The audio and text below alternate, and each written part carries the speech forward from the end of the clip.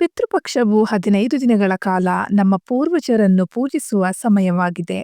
2025ರ ಪಿತೃಪಕ್ಷವು September 7ರಿಂದ ಪ್ರಾರಂಭವಾಗಿ September 21ರವರೆಗೆ ಇರಲಿದೆ. ಪಿತೃಪಕ್ಷದ ಈ 15 ದಿನಗಳ ಅವಧಿಯಲ್ಲಿ ಪಿತೃಗಳಿಗೆ ಗೌರವವನ್ನು ಸಲ್ಲಿಸಲಾಗುತ್ತದೆ. ಪಿತೃಗಳನ್ನು ಪೂಜಿಸಲಾಗುತ್ತದೆ.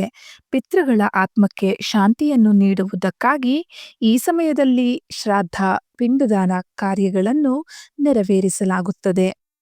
ಪಿತೃಗಳ ಹೆಸರಿನಲ್ಲಿ ದಾನ ಧರ್ಮ ಕಾರ್ಯವನ್ನು ಮಾಡುವ ಮೂಲಕ ನಾವು ಅವರ ಆಶೀರ್ವಾದವನ್ನು ಪಡೆದುಕೊಳ್ಳಬಹುದಾಗಿದೆ. ಮಹಾಲಯ ಪಕ್ಷದ 15 ದಿನಗಳಲ್ಲಿ ಜನರು ಯಾವುದೇ ಹೊಸ ವಸ್ತುಗಳನ್ನು ಖರೀದಿಸುವುದಿಲ್ಲ, ಏಕೆಂದರೆ ಈ ದಿನಗಳನ್ನು ಅಶುಭವೆಂದು ಪರಿಗಣಿಸಲಾಗುತ್ತದೆ. ಶಾಸ್ತ್ರದ ಪ್ರಕಾರ ಹೊಸ ಬಟ್ಟೆ ಖರೀದಿಸುವುದನ್ನು ನಿಷೇಧಿಸಿದ್ದರೂ ಉಳಿದವುಗಳನ್ನು ಖರೀದಿಸಬಹುದು ಎಂದು ಅದು ಹೇಳುತ್ತದೆ. ಆದರೆ ನೀವು ಈ 6 ವಸ್ತುಗಳನ್ನು ಖರೀದಿಸುವುದರಿಂದ ಪೂರ್ವಜರನ್ನು ಮೆಚ್ಚಿಸಿ ಅವರ ಆಶೀರ್ವಾದ ಪಡೆಯಬಹುದು ಎಂದು ಶಾಸ್ತ್ರ ಹೇಳುತ್ತದೆ. ಹಾಗಾದ್ರೆ ಈ ಸಮಯದಲ್ಲಿ ಯಾವೆಲ್ಲ ವಸ್ತುಗಳನ್ನು ಖರೀದಿಸಬಹುದು ಅನ್ನೋದನ್ನ ಇವತ್ತಿನ ವಿಡಿಯೋದಲ್ಲಿ ತಿಳಿಯೋಣ.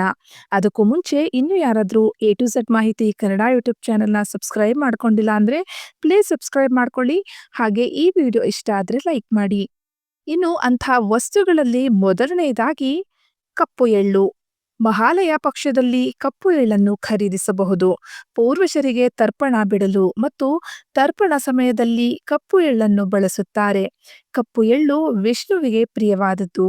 ಮಹಾಲಯ ಪಕ್ಷದಂದು ಕಪ್ಪು ಎಳ್ಳನ್ನು ದಾನ ಮಾಡುವುದರಿಂದ ಪೂರ್ವಜರು ಸಂತೋಷದಿಂದ ಇರುತ್ತಾರೆ ಎಂದು ಭಾವಿಸಲಾಗಿದೆ. 2 ಬಾರ್ಲಿ. ಮಹಾಲಯ ಪಕ್ಷದ ಸಮಯದಲ್ಲಿ ಬಾರ್ಲಿಯನ್ನು ಖರೀದಿಸಬಹುದು.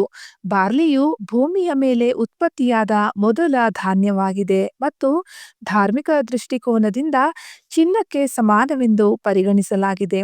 ಮಹಾಲಯ ಪಕ್ಷದಲ್ಲಿ ಬಾರ್ಲಿಯನ್ನು ಕೊಂಡು ದಾನ ಮಾಡಿದರೆ ಸಂಪತ್ತು ವೃದ್ಧಿಯಾಗುತ್ತದೆ. 3 ಹೊಸ ಬಟ್ಟೆ. ಪಿತೃಪಕ್ಷದ ಸಂದರ್ಭದಲ್ಲಿ ಪೂರ್ವಜರು ತಮಗಾಗಿ ಹೊಸ ವಸ್ತುಗಳನ್ನು ಖರೀದಿಸುವ ಬದಲು ಹೊಸ ವಸ್ತ್ರಗಳನ್ನು ದಾನ ಮಾಡುವ ಮೂಲಕ ಸಂತೃಪ್ತರಾಗುತ್ತಾರೆ. ಪೂರ್ವಜರಿಗೆ ಹೊಸ ಬಟ್ಟೆ ಖರೀದಿಸಬೇಕೆಂಬ ನಿಯಮವಿದೆ. ಹೊಸ ವಸ್ತ್ರವನ್ನು ಖರೀದಿಸಿದ ನಂತರ ಪೂರ್ವಜರನ್ನು ಧ್ಯಾನಿಸಿ ಮತ್ತು ಬ್ರಾಹ್ಮಣರಿಗೆ ದಾನ ಮಾಡಿ. ಇದರಿಂದ ಪೂರ್ವಜರು ಸಂತೋಷ ಮತ್ತು ಆಶೀರ್ವಾದ ಪಡೆಯುತ್ತಾರೆ ಎಂದು ನಂಬಲಾಗಿದೆ. ಇದು ಜೀವನದಲ್ಲಿ ಸಂತೋಷ ಮತ್ತು ಶಾಂತಿಯನ್ನು ತರುತ್ತದೆ. 4 ಅಕ್ಕಿ. ಶ್ರಾದ್ದದಲ್ಲಿ ಅಕ್ಕಿಯನ್ನು ಬಳಸುವುದರಿಂದ ನೀವು ಮಹಾಲಯ ಪಕ್ಷದ ಸಮಯದಲ್ಲಿ ಅಕ್ಕಿಯನ್ನು ಖರೀದಿಸಬಹುದು. ಅಕ್ಕಿಯನ್ನು ಬೆಳ್ಳಿಯಂತೆ ಪರಿಗಣಿಸಲಾಗುತ್ತದೆ. ಪೂರ್ವಜರನ್ನು ಧ್ಯಾನಿಸಿದ ನಂತರವೇ ಅನ್ನದಾನ ಮಾಡಿ. ಇದರಿಂದ ನಿಮ್ಮ ಸಂಪತ್ತು ಹೆಚ್ಚುತ್ತದೆ. 5 ತೈಲ. ಮಹಾಲಯ ಪಕ್ಷದ ಸಂದರ್ಭದಲ್ಲಿ ಪೂರ್ವಜರಿಗೆ ಎಣ್ಣೆಯನ್ನು ಅರ್ಪಿಸಬೇಕೆಂಬ ನಿಯಮ ಶಾಸ್ತ್ರದಲ್ಲಿದೆ. ಅದರಿಂದ ಅವರು ತೃಪ್ತರಾಗಿದ್ದಾರೆ. ಎಣ್ಣೆಯನ್ನು ಖರೀದಿಸಿ ಪೂರ್ವಜರಿಗೆ ದಾನ ಮಾಡಿದರೆ ನಿಮ್ಮ ಜೀವನ ಸುಖಮಯವಾಗಿರುತ್ತದೆ. 6 ಬಿಳಿ ಹೂವುಗಳು. ಪೂರ್ವಜರಿಗೆ ತರ್ಪಣ ನೀಡಲು ಬಿಳಿ ಹೂವುಗಳನ್ನು ಬಳಸಲಾಗುತ್ತದೆ. ಬಿಳಿ ಹೂವುಗಳು ಪೂರ್ವಜರ ನೆಚ್ಚಿನ ಮತ್ತು ಶಾಂತಿ ಮತ್ತು ಸರಳತೆಯ ಸಂಕೇತವೆಂದು ಪರಿಗಣಿಸಲಾಗಿದೆ. ಪೂರ್ವಜರನ್ನು ಮೆಚ್ಚಿಸಲು ಮತ್ತು ಅವರ ಆಶೀರ್ವಾದ ಪಡೆಯಲು ಮಹಾಲಯ ಪಕ್ಷದ ಸಮಯದಲ್ಲಿ ಬಿಳಿ ಹೂವುಗಳನ್ನು ಖರೀದಿಸಬಹುದು.